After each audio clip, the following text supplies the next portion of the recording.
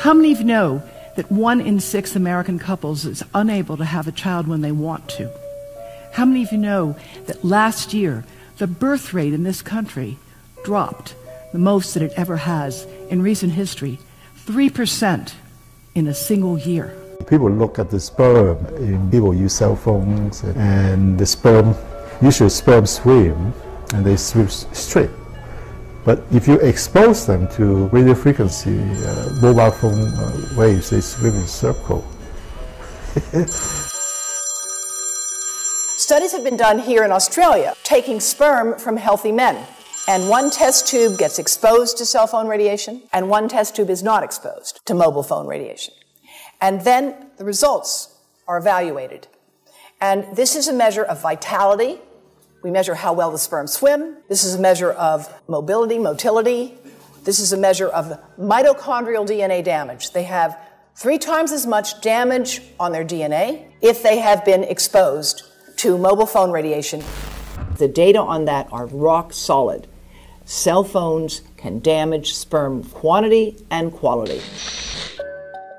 Your embryo, your uterus in the fetus, where your child is developing for the first 100 days, in the ovaries, the eggs do not have that protection.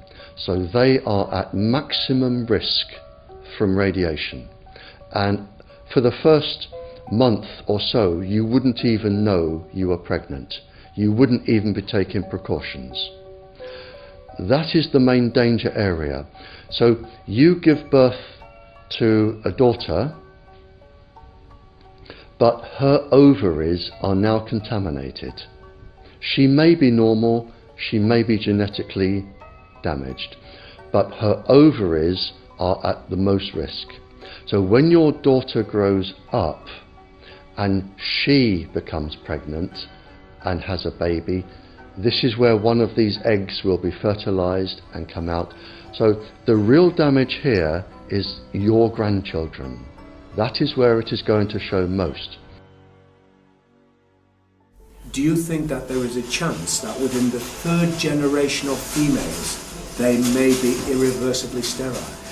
Not in the 3rd generation, but in the 5th generation, and that would for humans be something in the order of 150 years ahead of us.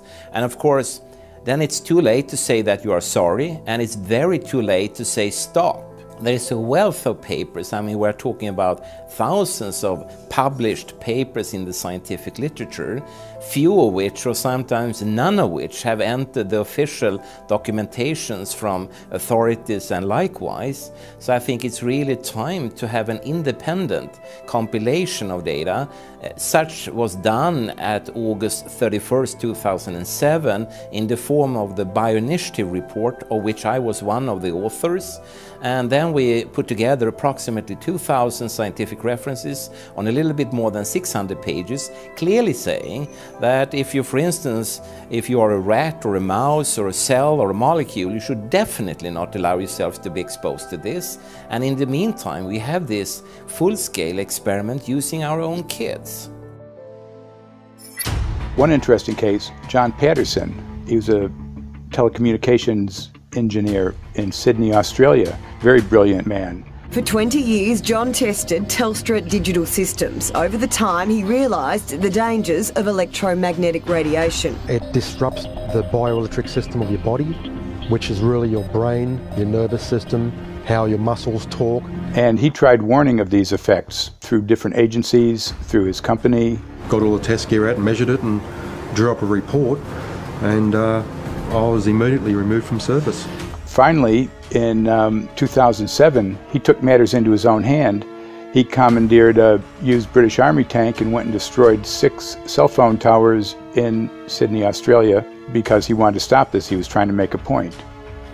The message was that how dangerous it was. You know, these people were elected by us to manage our infrastructure in a responsible manner. That is the sole purpose of government if it's going to exist at all. And if it doesn't do that, then it has no right. It is invalid. So we need to pull this infrastructure down. We really do.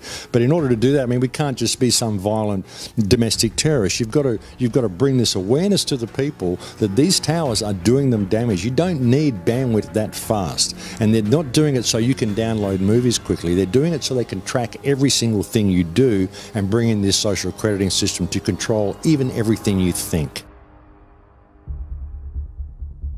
There's a story about a lady called Claire Edwards. She was a United Nations staff member, and she was warning of the potentially catastrophic dangers of 5G technology.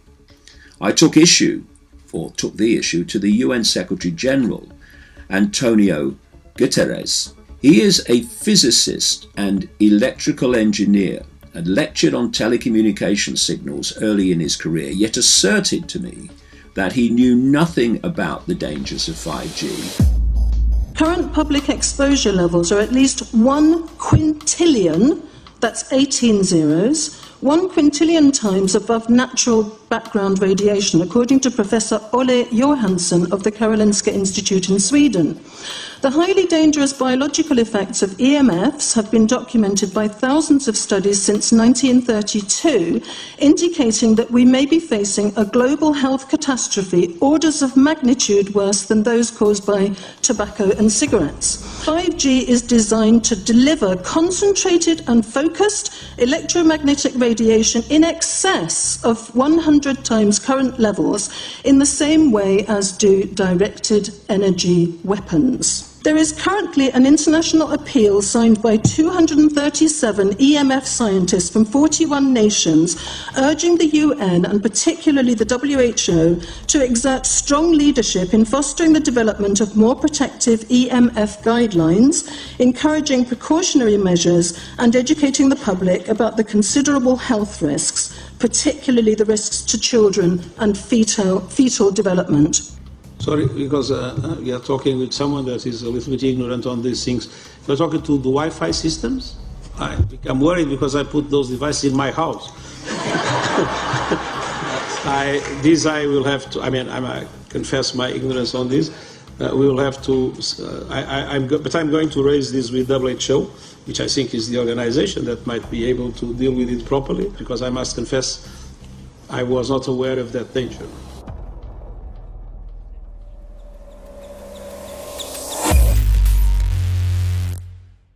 In 1996, when the Telecommunications Act was passed, in it was a provision essentially that kept local officials from addressing health issue concerns when approving or not approving a cell tower. So that's correct. But then something new is happening. We've talked a lot about it on the Solari report, thanks to Jason Bogdan-Smith and his website EMF Warriors. But this is new. This is very, very new. So you're basically, sending out an appeal on something that in one sense hasn't happened yet. This is not just an incremental change. This is a big step up. It's a sea change. An onslaught's not an improper word. It's a bombardment.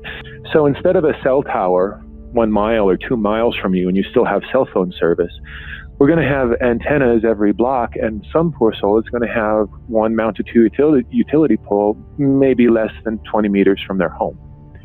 So this kind of, invasive bombardment with this many antennas, just in 1 square mile, if you do the math, 1 per block and 16 blocks per mile, that's about 250 antennas per square mile. The millimeter wave is untested. Former FCC Chairman Tom Wheeler openly said that they don't plan to test. We won't wait for the standards. And then our appeal also addresses the fact that there's a plan to roll out 5G through satellites in low Earth orbit.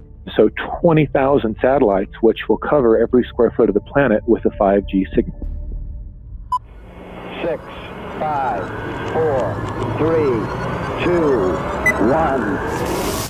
1. Night after night, politicians and other leaders were telling Americans that Sputnik revealed that we were at great risk. Not just our pride, but our security is at stake. If Russia wins dominance of this completely new area, well, I think the consequences are fairly plain. Probable Soviet world domination.